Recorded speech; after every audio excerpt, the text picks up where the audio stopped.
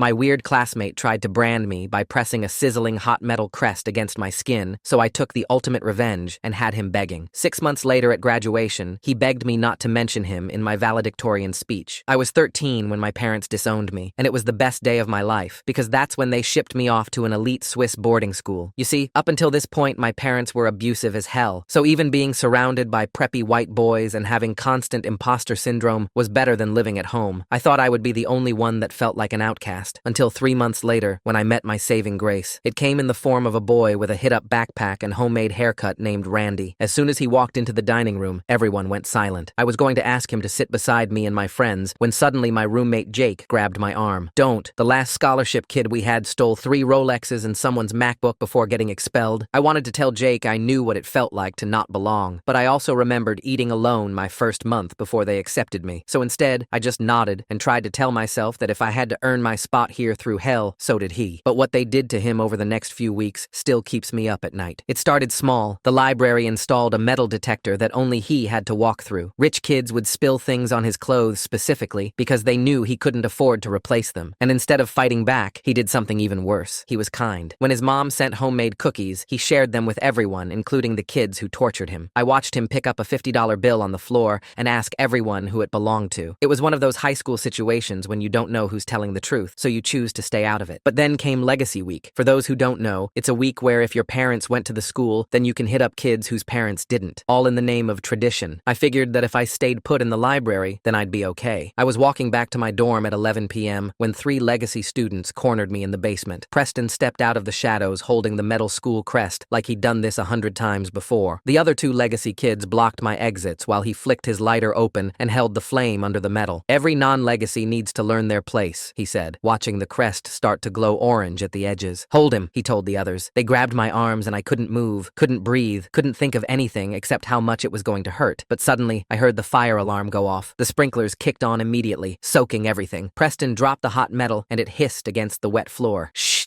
we gotta go," one of them said. They released my arms and bolted for the exit. Through the water pouring down, I saw Randy standing by the alarm pull station, his hand still on the lever. He helped me up, and we made our way out as security guards rushed past us toward the basement. The next morning, we were called to the headmaster's office. I walked in with my head held high, thinking that Preston would finally get what he deserved, but the headmaster didn't even look at me. He just stared straight at Randy. "Do you have any idea how much damage you've caused?" he asked, his tone cold and assertive. "The basement is flooded. Thousands of dollars in water damage. They were trying to—" "This is what happens when we let people like you in," the headmaster interrupted him. "You can take the kid out of the gutter, but you can't take the gutter out of the kid. One more incident, and you're out." Randy's shoulders dropped as he nodded. We were dismissed. But apparently, Preston is the gift that keeps on giving. Because when we left, there he was, waiting outside the room with his little Paw Patrol. He whispered something to Randy that made him go rigid, then walked away, laughing. Randy wouldn't tell me what he said, just hurried off alone. I tried to visit him, but he stayed in his room all day with the door locked. I was eating breakfast when everyone started running out to the hallway. I followed them, thinking there was a school shooting or something, but the crowd led to Randy's room. Inside, the campus security were turning it upside down. Randy stood in the corner with an extremely stoic expression on his face. "Found the devil's lettuce in his desk drawer," the campus guard announced. By noon, Randy was expelled. No investigation, no questions, just complete exile. I found Randy that evening behind the dorms, shoving his few belongings into a garbage bag. He was crying, actually sobbing. This kid who stayed kind through everything they did to him was finally shattered. I didn't say anything, just sat there while he cried. After a few minutes, he looked at me with red eyes. "You're the only one who ever tried to be decent to me here," he said, wiping his face. "You deserve to know why this matters so much." He pulled out a crumpled photo from his wallet. A man in surgical scrubs standing in front of a hospital. "My little sister has leukemia. In Syria, my dad could have helped her. But here, we can barely afford her chemo. I was supposed to save her." He stood up, slinging the garbage bag over his shoulder. Preston knew all this. That's what he whispered, that my sister would die before I could ever help her. Rage boiled my blood. I spent almost a year wishing someone would hit Preston into shape, but I never knew that that someone was going to be me. I watched Randy's taxi disappear into the Swiss mountain fog, then pulled out my phone with shaking hands. My thumbs moved across the screen, typing a message to Preston. "You destroyed an innocent person. This isn't over." Within seconds, a laughing emoji popped up as his reply, then another, then 5 more in a row. The next morning in the dining hall, Preston held court at his usual table, surrounded by his lacrosse teammates and various Legacy students. I positioned positioned myself at a nearby table, pretending to read while secretly recording on my phone. Preston's voice carried across the room as he gestured dramatically, describing how some people just couldn't handle elite education. He never mentioned Randy by name, but his cruel jokes about charity cases and people who don't belong made his meaning clear. Every veiled threat, every mocking laugh, I captured it all. Jake found me in our room later that afternoon, pacing back and forth while reviewing the recordings. He closed the door behind him and leaned against it, his face serious. "You need to drop this," he warned, glancing nervously at my phone. "Preston's dad owns half of Switzerland. Banking, real estate, you name it. You can't win against that kind of money." I ignored his warning and spent that night in the computer lab, compiling everything I had. The recordings, timestamps, witness accounts I'd been gathering. I emailed it all to the school board and Randy's family, hitting send with a sense of satisfaction. The auto reply crushed that feeling immediately. "All complaints must be submitted through proper administrative channels. Please contact your house advisor for assistance." Morning assembly brought another blow. I tried logging into my email to check for responses, but the screen flashed red. "Account suspended for inappropriate use of school resources." My stomach dropped as I realized the IT department had already moved against me. Preston cornered me in an empty classroom after assembly, Marcus flanking him like a bodyguard. He held up his phone, showing crystal clear security footage of me entering the computer lab the previous night. "Funny thing about having your name on buildings," he said, his smile cold. "People are very helpful when you ask for favors." Back in my room, I discovered the worst part. All my saved recordings had vanished from my cloud storage. Every single file deleted. Marcus later admitted, almost proudly, that he'd convinced building security to let him into the computer lab after I'd left. "Just doing some late-night studying," he'd told them, and they'd handed over the access card without question. The library became my refuge over the next few days, the one place Preston's influence seemed weaker. That's where Sarah found me, sliding into the seat across from mine. She was a year older, daughter of some ambassador, with a reputation for asking uncomfortable questions in student government meetings. She leaned forward and whispered that she'd noticed my email suspension on the public system logs. "I know what Preston's doing," she said quietly, "and I want to help." Preston's retaliation escalated quickly. During lunch, his girlfriend Astrid walked past my table carrying a full cup of coffee. She stumbled at just the right moment, sending the entire contents cascading over my laptop bag. The coffee soaked through immediately, and I could hear the fizzing sound of electronics dying. Astrid's apology was as fake as her concern, delivered with a smirk that matched Preston's. That evening, I found a note slipped under my dorm room door. The handwriting was neat, controlled. "Drop this, or you'll end up like Randy. We know about your psych records from before enrollment." My blood ran cold. Those records were supposed to be confidential, documenting the therapy I'd needed after my parents' abuse. Somehow, Preston had accessed them. Sarah proved her worth the next day. She slipped me a USB drive during passing period, her expression carefully neutral. Later, alone in my room, I discovered what she'd been collecting. Her own recordings of Preston's bullying, screenshots of suspicious messages between Preston and Marcus, even some photos of Preston near Randy's room the night before the discovery. She'd been building her own case for weeks. The pressure intensified when I received an official email stating my work-study position was under review due to recent campus disruptions. Without that job, I couldn't afford the incidental fees the school loved to charge. It was another calculated move to force me out. Jake's sudden request for a room change shouldn't have surprised me, but it still stung. He sat on his bed, not meeting my eyes, as he explained. Preston's father had called his parents directly, mentioning how unfortunate it would be if their Swiss residency permits encountered any complications during renewal. Jake's family had a small restaurant in Zurich. They couldn't risk their entire livelihood. Alone in what was now my single room, I started researching. The school newspaper archives were digital, and buried in last year's issues I found what I was looking for. Another scholarship student had withdrawn after a conflict with Preston. The pattern was right there in black and white, hidden in plain sight. Preston's next move was particularly cruel. He started dating Emma, my study partner for calculus. She was the only one who understood the advanced material well enough to help me prepare for finals. Suddenly, she was too busy with Preston to meet for study sessions, always apologizing with obviously rehearsed excuses. Even the cafeteria staff seemed to turn against me. My special dietary meals, ordered due to severe allergies, started mysteriously disappearing. The workers would shrug apologetically, claiming they must have forgotten to set one aside. The nearest restaurant that could accommodate my allergies was a 20-minute walk into town, expensive and time-consuming. I tried one more official channel, scheduling a meeting with Dr. Hoffman, the school counselor. She listened to my concerns with a patronizing smile, occasionally making notes that looked more like doodles. When I finished, she leaned back and suggested I might be experiencing adjustment difficulties and paranoid ideation. It wasn't until later that I learned she was dating Preston's uncle. A breakthrough came from an unexpected source. During a mandatory study group for European history, I ended up partnered with Preston's roommate, Daniel. He seemed nervous around me at first, but gradually relaxed as we worked through the material. When he invited me to their room to borrow a textbook, I couldn't resist the opportunity opportunity. Preston's side of the room was meticulously organized, everything in its place. While Daniel searched for the textbook, I noticed a leather journal on Preston's desk. My heart pounded as I quickly flipped through it. The pages were filled with names, dates, and notes. Randy, Syrian, sick sister, scholarship dependent. Previous target, Alex Chen, withdrawn, March 2023. He was tracking problem students, documenting their vulnerabilities like a predator studying prey. Astrid must have noticed me spending time with Daniel because she started appearing wherever I went, asking pointed questions about our friendship. Her suspicion was obvious, and I knew she'd report back to Preston about any unusual behavior. The journal had revealed Preston's pattern clearly. Isolate the target, apply pressure through multiple channels, then eliminate them from the school. It was systematic, calculated, and had worked at least twice before. Understanding his methodology didn't make it easier to counter, though. Marcus approached me privately one afternoon near the athletic fields. He looked around nervously before speaking, his usual confidence replaced by visible guilt. He admitted he felt bad about Randy, but was terrified of losing his own scholarship. His family had sacrificed everything to send him here. I saw an opportunity and carefully showed him some of the evidence from Preston's journal, explaining how the targeting system worked. Marcus's face paled as he recognized his own name on one of the lists, marked as Potential Liability Monitor. Preston must have noticed Marcus's changing loyalty because he soon gave him a test. Marcus confided that Preston had asked him to monitor my communications, to report on who I was talking to and what I was planning. The fact that Marcus was telling me this meant something had shifted. The shift became public when Sarah stood up during a student council meeting and directly questioned why Randy had been expelled without proper investigation. The room went silent. The faculty advisor tried to shut down the discussion, but Sarah persisted, calmly listing the inconsistencies in the official story. She didn't accuse anyone directly, but her meaning was clear. Preston watched from the back of the room, his jaw clenched tight. As I walked back to my dorm that night, I felt a strange mix of hope and dread. We were building something, Sarah, Marcus, and I. We had evidence, allies, and the beginnings of a strategy. But Preston had money, connections, and years of experience destroying anyone who challenged him. The real fight was just beginning. Preston's next attempt to discredit me came through social media. Fake posts appeared on Instagram and Twitter with my name attached, spreading vicious rumors about staff members. The posts claimed I'd witnessed inappropriate behavior from teachers, complete with fabricated details that sounded just plausible enough to cause concern. Within hours, concerned parents were calling the school demanding answers. I recognized the escalation pattern from Preston's journal notes. This wasn't just about silencing me anymore. He was trying to make me radioactive, someone the school would have to remove to protect its reputation. I spent the evening documenting the fake accounts, taking screenshots of metadata that proved they'd been created recently, all from the same IP range. The following morning brought an unexpected ally. Mr. Petrov, the janitor who'd cleaned these halls for 20 years, pulled me aside after breakfast. His weathered hands trembled slightly as he glanced around to ensure we were alone. He explained in broken English mixed with German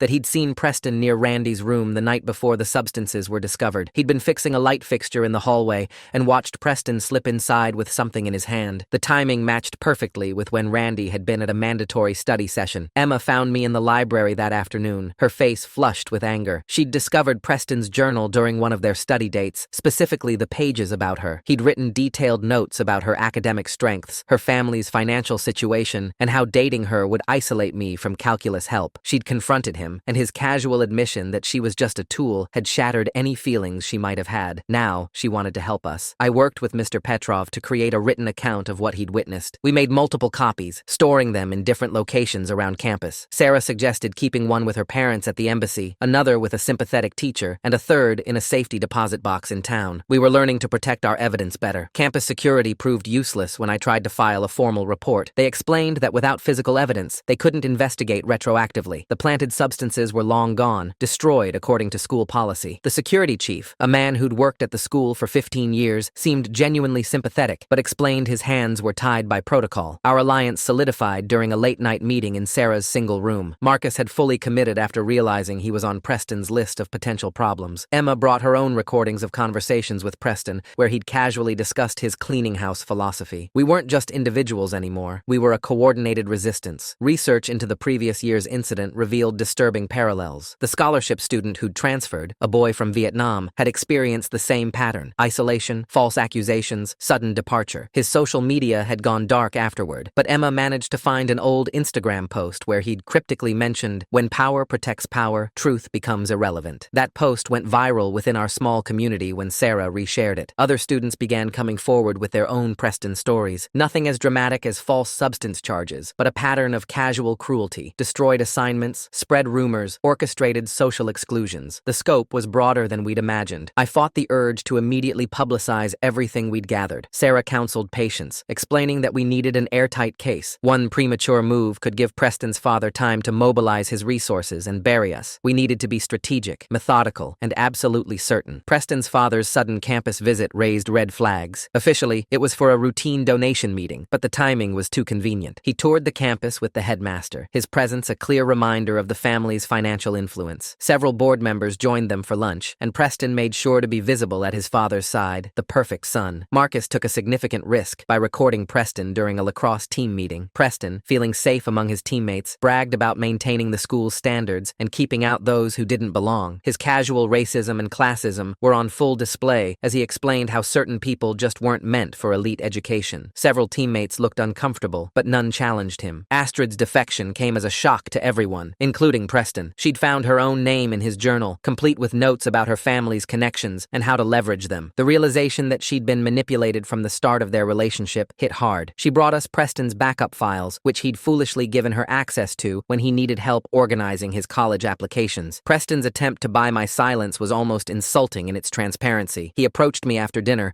offering to ensure my graduation with honors if I dropped everything. He could make my college applications shine, he promised, with recommendation letters from board members and alumni. All I had to do was stop investigating and convince the others to do the same. My refusal clearly surprised him. He genuinely believed everyone had a price. The files Astrid provided revealed the true scope of Preston's operation. He kept detailed dossiers on dozens of students, categorizing them by threat level and vulnerability. Screenshots of embarrassing social media posts, academic struggles, family financial information, health issues. He'd been building leverage for years. It was blackmail material, pure and simple. We discovered Preston's control network was smaller than it appeared. Beyond his core group of wealthy legacy friends and a few key administrators, his influence relied mainly on fear and assumption. People assumed he had more power than he actually did, and that assumption became self-fulfilling. Once we started mapping his actual reach, gaps became apparent. Marcus's insider knowledge proved invaluable when he revealed Preston kept his most sensitive files on an encrypted cloud service. He'd memorized the password after watching Preston type it repeatedly. We accessed a treasure trove of communications, including emails between Preston and his father discussing problem students and how to handle them. Sarah's parents' concern reached the school board through diplomatic channels. As ambassadors, they couldn't directly interfere, but they could express worry about bullying patterns affecting their daughter's education. Other parents began asking similar questions, especially after parents' weekend revelations spread through family networks. Our alliance grew stronger through adversity. Late-night strategy sessions in Sarah's room became a refuge where we could speak freely and plan our next moves. We shared our own stories of feeling like outsiders, and I realized none of us really fit Preston's definition of who belonged at the school. That shared experience bonded us. I maintained my principles even when tactical advantages presented themselves. The embarrassing information Preston had collected on innocent students could have been useful leverage, but using it would make us no better than him. We agreed to focus only on evidence of his wrongdoing, not collateral damage to others. Preston's composure began cracking under pressure. During gym class, when someone mentioned Randy's name, Preston snapped that Randy had gotten what he deserved. Several students heard the comment, and word spread quickly. His mask of plausible deniability was slipping. 5 independent witnesses came forward confirming they'd seen Preston near Randy's room that night. 2 were legacy students who'd remained silent out of fear but couldn't stomach what had happened. Their testimony carried weight because they had nothing to gain and potentially much to lose by speaking out. The lacrosse team's gradual distancing from Preston became noticeable. After Marcus shared the recording of Preston's standard speech, several players began questioning whether they wanted to be associated with those views. Team cohesion fractured as moral lines were drawn. Teachers began noticing patterns they'd previously overlooked. The scholarship students Preston targeted consistently left school, always under suspicious circumstances. Faculty meetings grew tense as educators questioned whether they'd been unknowingly complicit in systematic discrimination. Sarah's connection with an education advocate who tracked boarding school issues opened new avenues. This advocate had been documenting similar patterns at elite institutions across Europe. Our situation wasn't unique, but it was one of the most egregious examples they'd encountered. Preston's desperate attempt to regain control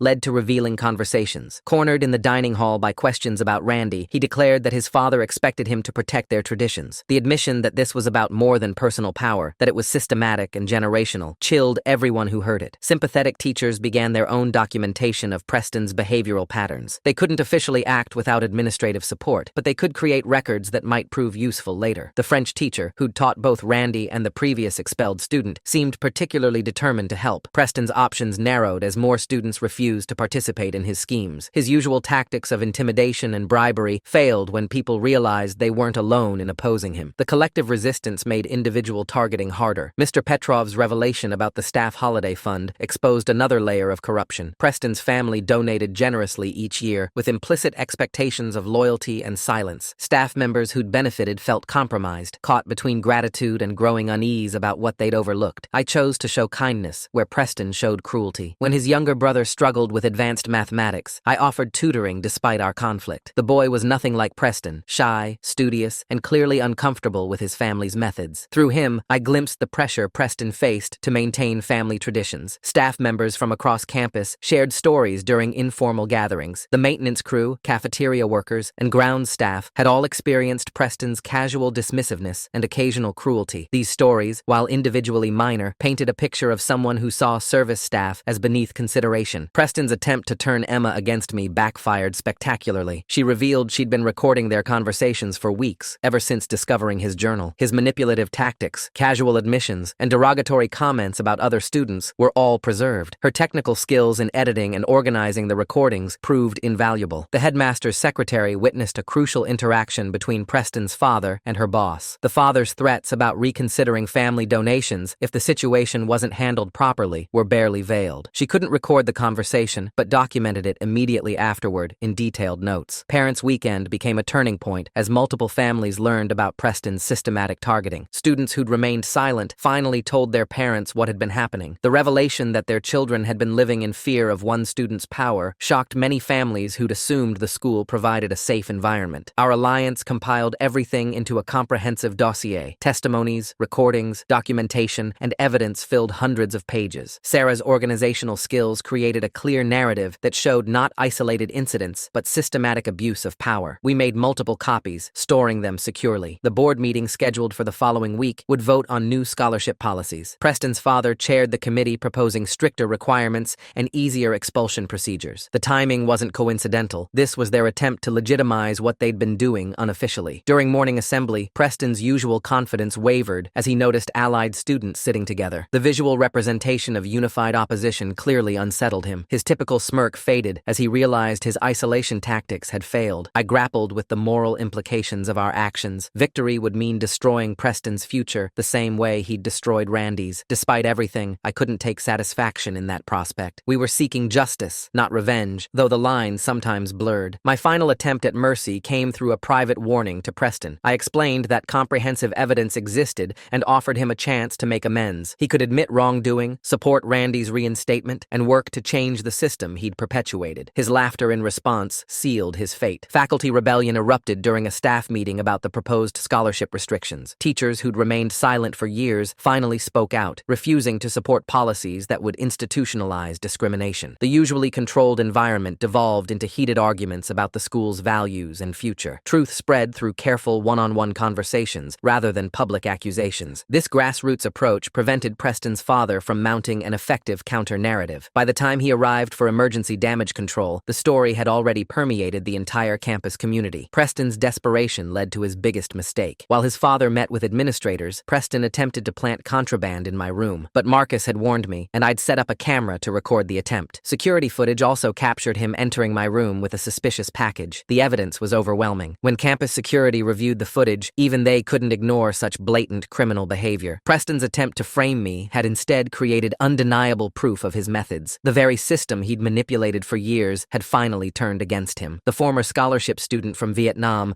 agreed to testify about his experience through a video call. His hands shook as he described the systematic harassment, the planted evidence, and the pressure that forced him to withdraw. Sarah's parents arranged the secure connection through embassy channels, ensuring Preston's family couldn't trace or intimidate him. During the emergency board meeting, Preston's father withdrew his donation threat after seeing the compiled evidence. Board members who'd previously deferred to his influence suddenly found their spines when confronted with documentation of criminal behavior. The atmosphere in the conference room shifted palpably as they realized their liability in enabling systematic discrimination. My original friend group gradually reunited around me as truth spread across campus. Students who distanced themselves out of fear began approaching with apologies and offers of support. The dining hall dynamics changed overnight as Preston's usual table emptied, leaving him isolated affiliated with only his most loyal followers. Randy's host family in town offered to provide character testimony about his exemplary behavior while living with them. They'd been horrified to learn about the false substance charges and wanted to help clear his name. Their willingness to stand up against the school's most powerful family inspired other community members to speak out. The Alliance presented our evidence compilation to the parent committee during their emergency session. Sarah's organizational skills shone as she walked them through the systematic targeting, the planted evidence, and the institutional corruption that enabled it. Parents who'd assumed their children were safe at this elite institution left the meeting demanding immediate action. Preston's mother arrived on campus after reviewing the evidence at the parent meeting. Her confrontation with her husband in the headmaster's office could be heard through the closed door. She demanded he stop protecting their son from consequences, threatening to expose everything publicly if the family continued obstructing justice. The documentation proved a clear pattern of targeting scholarship students over 3 years. Each case followed the same methodology: isolation, pressure through multiple channels, false accusations, and forced withdrawal. The board couldn't ignore such systematic discrimination when presented with comprehensive evidence. Emergency votes during the board meeting resulted in unanimous decisions to review all scholarship student departures from the past 3 years. The liability concerns alone forced action, as parents threatened to withdraw their children and pursue legal remedies if the school didn't address the systematic abuse. Preston's father made one last desperate attempt to salvage the situation. He threatened to use his connections to destroy my future, claiming he could ensure no university would accept me. His voice carried through the hallway as he ranted about ungrateful scholarship students who didn't understand their place. Several elite universities mysteriously lost my applications over the following days. Admissions offices claimed technical difficulties or missing documents, but the pattern was too consistent to be coincidental. Preston's father's influence reached farther than we'd anticipated, though not as far as he'd hoped. Alliance members received anonymous threats about their own secrets being exposed. Marcus found notes warning about his family's immigration status, while Sarah received messages about her parents' diplomatic assignments. The desperation behind these threats revealed how cornered Preston's family felt. Marcus wavered briefly under the pressure when his parents called, terrified about potential deportation. But after a long night of reflection, he stood firm, recognizing that giving in would only perpetuate the cycle of abuse. His courage inspired others who'd been similarly threatened. The education advocate Sarah's parents had connected us with prepared to release everything publicly if the board didn't act decisively. This threat of external exposure finally motivated the administration to move beyond damage control toward actual reform. Before we could execute that plan, Preston made his critical error. He attempted to intimidate Sarah's diplomat parents directly, not realizing the diplomatic immunity and international implications of threatening embassy staff. This overreach triggered mandatory reporting protocols that took the situation beyond the school's control. Sarah's parents' formal complaint through diplomatic channels triggered an automatic review of all recent expulsions. The Swiss Education Ministry couldn't ignore potential discrimination at an institution hosting international students. The investigation expanded beyond what Preston's father could influence or control. Preston denied everything during his board hearing, claiming we'd orchestrated an elaborate conspiracy against him. But faced with security footage, witness testimony, and his own journal documenting systematic targeting, his denials rang hollow. Even his father's lawyer advised accepting a negotiated resolution. The email review mandated by the diplomatic complaint revealed Preston's father's own communications about maintaining standards and protecting traditions. His messages to board members explicitly discussed keeping out students who didn't fit their vision of the school's culture. These communications proved institutional corruption beyond just Preston's actions. Astrid provided the final crucial evidence when she handed over Preston's journal to the board. His handwritten notes about targeting vulnerable students, complete with detailed plans for each victim, removed any possibility of claiming ignorance or misunderstanding. The board members' faces paled as they read his methodical documentation. The moment of choice arrived when the board offered options: pursue criminal charges with uncertain outcomes, or accept a comprehensive resolution that included Randy's reinstatement, clearing all affected students' records and implementing systemic reforms. The decision weighed heavily on all of us. I demanded specific conditions for any agreement: Randy's full reinstatement with his scholarship restored, official apologies to all affected students, clearing of all disciplinary records, and structural changes to prevent future targeting. The board, eager to avoid criminal proceedings and publicity, agreed to every demand. Preston's family accepted the terms to avoid media exposure and broader investigation. Their lawyer negotiated quietly, recognizing that criminal charges for planting substances and systematic harassment would destroy Preston's future entirely. The agreement included Preston's immediate withdrawal and his family's commitment to funding expanded scholarship programs. Preston's last manipulation attempt came during the final meeting. He claimed I'd orchestrated everything out of jealousy, that I'd manipulated evidence evidence and turned people against him. But surrounded by witnesses to his behavior and faced with his own documented cruelty, his accusations fell flat. Even his core supporters abandoned him as the evidence became undeniable. Legacy students who'd participated in his schemes distanced themselves, suddenly claiming they'd always felt uncomfortable with his methods. The speed of their betrayal revealed how shallow their loyalty had been. Randy returned to campus 3 weeks later, his full scholarship restored and his record cleared. The school honored his original acceptance to Yale's pre-med program, and the admissions office confirmed his spot remained available. His quiet dignity during his return impressed everyone who'd witnessed his unjust expulsion. Preston withdrew from school without fanfare, his family's lawyers handling all arrangements. As part of the settlement, his family endowed a new scholarship fund specifically for Syrian refugees, though they insisted on anonymity. The irony wasn't lost on anyone who knew the full story. The headmaster announced his early retirement at the end of term, citing personal reasons. Several key administrators who'd enabled the systematic discrimination found themselves reassigned or encouraged to seek opportunities elsewhere. The old guard's departure opened space for genuine reform. New policies implemented comprehensive protections for scholarship students, anonymous reporting systems, mandatory investigation protocols, and oversight committees with student representation replaced the old system of deference to wealthy donors. The changes came too late for Randy's suffering, but would protect future students. The Alliance members found ourselves elected to various student leadership positions as our classmates recognized our role in exposing the corruption. I won the student body presidency on a reform platform, supported by a coalition of scholarship students, international students, and even some legacy students who wanted genuine change. 6 months later at graduation, Randy delivered the salutatorian address. He spoke eloquently about resilience, justice, and the power of standing together against systematic oppression. His acceptance to Yale Medical School had been confirmed, and his sister's treatment was progressing well thanks to an anonymous donation that we all knew came from Preston's mother, who'd been horrified by her son's cruelty. The Alliance members remained close throughout our remaining time at school and beyond. Sarah went on to study international law, inspired by her role in seeking justice. Marcus earned a full scholarship to MIT, his confidence restored after standing up to power. Emma pursued journalism, determined to expose systematic injustices. Mr. Petrov received recognition for his courage in speaking truth to power, and the staff felt empowered to report wrongdoing without fear of retaliation. The school transformed gradually, but genuinely. Merit began mattering more than money, and diversity became a strength rather than a target. The metal detector in the library was removed, and the toxic traditions like Legacy Week were abolished. We'd proven that sometimes the best revenge isn't destroying your enemies, but building a better future for those who come after. As I walked across the stage to receive my diploma, I thought about that scared 13-year-old who'd arrived here fleeing abuse, and the terrified boy who'd pulled a fire alarm to save me from Preston's cruelty. Randy and I had both found our place not by conforming to their standards, but by refusing to let injustice stand. The school that had tried to break us had instead forged us into people who could change it. Preston's family continued donating to the school, but their influence had clear limits now. The board had learned that protecting abusers carried too high a price, and that true excellence meant creating space for all talented students, regardless of their background. It wasn't a perfect ending. Preston faced no criminal charges, and the trauma he'd inflicted couldn't be erased. But we'd broken the cycle, exposed the system, and ensured that no future Preston could operate with such impunity. The most satisfying moment came in a quiet conversation with Randy after graduation. He thanked me for fighting for him when he couldn't fight for himself. I reminded him that he'd saved me first, that night in the basement. We'd both learned that standing up to power was possible when people refused to stand alone. That lesson, more than any diploma, was the education that mattered most.